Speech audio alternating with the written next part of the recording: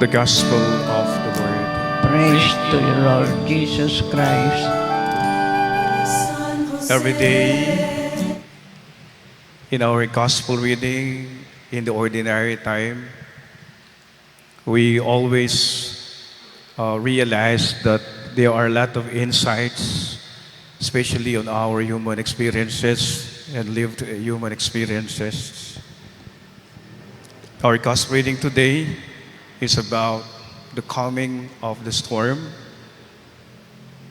A violent storm came up on the sea while the disciples was asleep, and they were awakened by these waves, strong waves.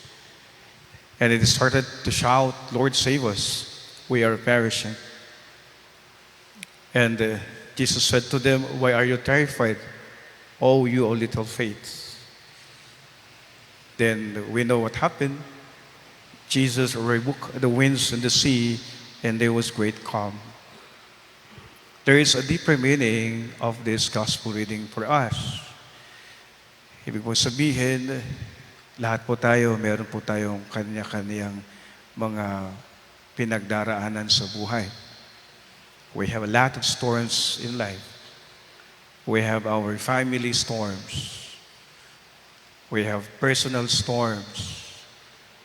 We have storms related with our work. And we know na kapag dumarating po ang mga ganitong pagkakataon sa buhay, mga bagyo, alam po natin na napanghinaan po tayo ng loob.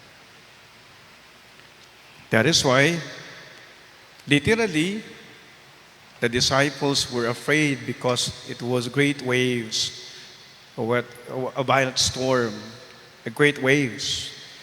Then he said to them, "Why are you terrified, O you little faith?" And the same words is spoken to us.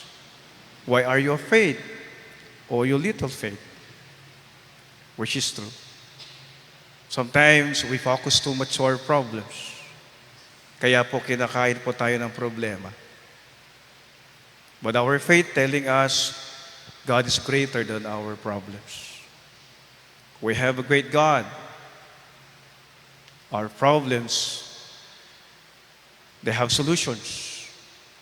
That is why we keep on praying and trusting everything to the Lord. My dear brothers and sisters, the gospel today is a powerful story of giving us hope. The gospel story today is a powerful story that God is powerful. God can move mountains. God can even command the winds and the sea to stay calm. In which I think a lot of testimonies in our personal life, sasabihin po natin na makapangyarihan ng Diyos sa lahat ng pagkakataon. Marami po tayong mga naranasan sa buhay, naramdam po natin ang kapangyarihan ng Diyos, ang gabay ng Diyos, ang tulong ng Diyos sa atin. Once again, sinasabi po ng Ebanghelyo sa atin, patuloy tayong magtiwala sa Diyos dahil lahat ay kayang gawin ng Diyos. Sa Diyos, walang imposible dahil siya ay makapangyarihan.